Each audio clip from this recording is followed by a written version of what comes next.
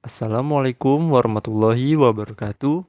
Hai semuanya, di kesempatan ini kami kelompok 3 akan membahas sebuah topik dan materi yaitu kewirausahaan, perusahaan baru, dan kepemilikan bisnis. Sebelum masuk ke pembahasannya, saya akan memperkenalkan dulu nih anggota kelompok kami, yaitu yang pertama adalah Ahmad Al-Abiyu, yang kedua Denny Wijaya, saya sendiri, dan ketiga adalah Cut Az-Zahra, dan yang keempat adalah Raranti Rani. Baiklah, kita langsung masuk saja ke pembahasannya. Apa sih bisnis kecil dan wirausahaan itu? Bisnis kecil adalah bisnis yang dikelola secara independen atau individu agar memperoleh keuntungan dan hanya mempunyai pengaruh terhadap pasar yang kecil. Kewirausahaan adalah proses seseorang untuk mengejar peluang-peluang dan untuk memenuhi kebutuhan serta keinginan melalui inovasi tanpa harus memperhatikan sumber daya dan yang mereka kendalikan. Nah, dari penjelasan di atas, saya akan memberikan contoh bisnis kecil yang sedang ngetren atau sedang populer pada saat ini. Apa saja sih contohnya? Yaitu yang pertama adalah perusahaan jasa, konstruksi, grosir, keuangan dan asuransi. Yang terakhir adalah transportasi. Nah, apa itu perusahaan jasa? Karena perusahaan membutuhkan paling sedikit sumber daya bisnis jasa merupakan yang paling cepat berkembang di antara semua usaha bisnis kecil, seperti jasa angkutan publik, jasa bantu, cuci, dan setrika pakaian. Yang kedua ada konstruksi, karena banyak pekerjaan konstruksi merupakan proyek lokal yang kecil, maka seringkali kontraktor yang menangani proyek tersebut disesuaikan dengan lokasi proyek tersebut. Nah, yang ketiga ada grosir. Perusahaan grosir itu membeli produk dalam jumlah besar dari perusahaan manufaktur dan menyimpannya dalam jumlah dan lokasi yang sesuai untuk kemudian dijual kembali kepada para pengecer. Dan ada keuangan dan asuransi. Nah, asuransi bisa dikatakan sebagai bisnis dan perlindungan. Perkembangan industri sangat dipengaruhi oleh perkembangan perekonomian dan teknologi, dan juga lembaga keuangan asuransi ini dinilai sangat menjanjikan, seperti bank perkreditan dan Baitul Mal wa Tamwil. Yang terakhir ada transportasi. Transportasi ini bisnisnya merupakan perusahaan yang bergerak perseorangan dengan memiliki beberapa buah angkutan umum seperti truk dan angkutan umum lainnya. Baiklah, penjelasan selanjutnya akan dijelaskan oleh teman saya, Al-Abiyu. Perbedaan kewirausahaan dan bisnis. Kewirausahaan, yang pertama, memiliki badan hukum yang jelas. Yang kedua, tidak bergantung pada lingkungan pasar. Yang ketiga, lebih meningkatkan hasil dari suatu produk. Yang keempat, pertumbuhan bisnis menuntut pemilik untuk selalu berinovasi. Bisnis kecil, yang pertama, jarang memiliki badan hukum yang jelas. Yang kedua, sangat bergantung pada lingkungan pasar.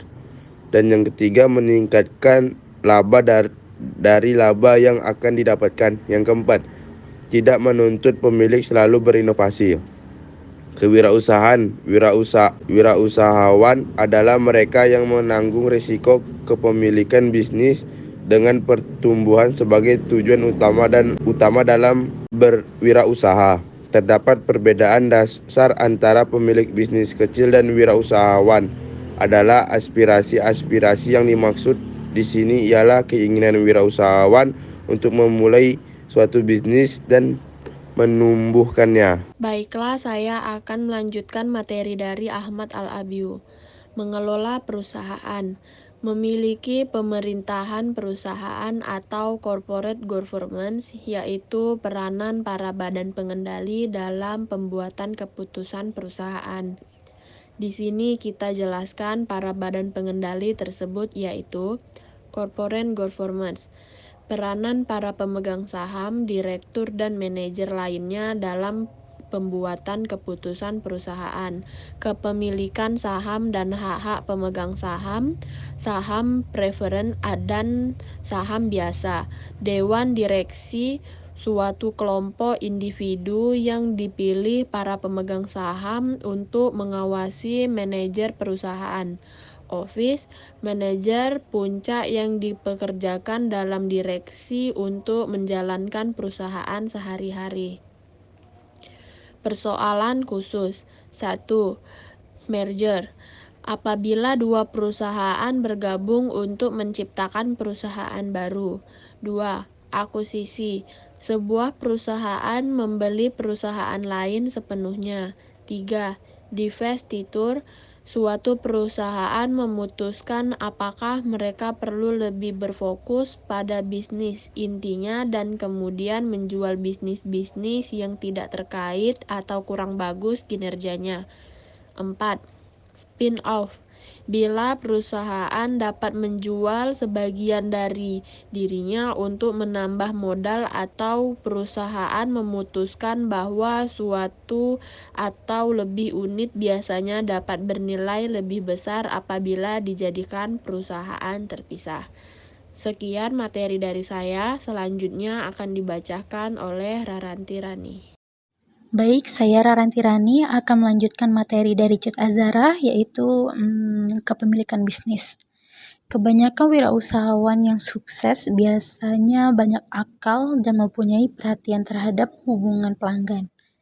Pemimpin yang dewasa selalu berpikiran terbuka, yang mengandalkan jaringan, rencana bisnis, dan konsekuensi, serta tidak membedakan gender. Lalu, memulai dan mengoperasikan bisnis kecil dapat dibagi menjadi 5, yaitu 1. Menyusun rencana bisnis atau business plan, yaitu menetapkan tujuan dan sasaran, peramalan penjualan, perencanaan keuangan. 2. Memulai bisnis kecil, yaitu membeli bisnis yang sudah ada, lalu memulai dari awal, yaitu seperti siapa pelanggan saya, di manakah mereka, pada harga berapa mereka membeli, dalam jumlah berapa mereka membeli, siapa saja pesaing saya, bagaimana produk saya dibedakan dari para pesaing saya. Yang ketiga, membiayai bisnis kecil, yaitu keluarga dan teman, tabungan, bank dan lembaga keuangan, investor, badan pemerintahan, venture capital company. Yang keempat itu waralaba, yaitu mengizinkan franchise untuk menjual produk franchisor dengan imbalan fee dan royalti. Yang kelima, faktor penyebab bisnis baru, yaitu munculnya e-komersi, wirausahawan yang beralih dari bisnis besar, meningkatkan peluang bagi minoritas dan wanita, peluang baru dalam perusahaan global, dan meningkatnya tingkat daya tahan hidup di antara bisnis kecil. Sekian, terima kasih.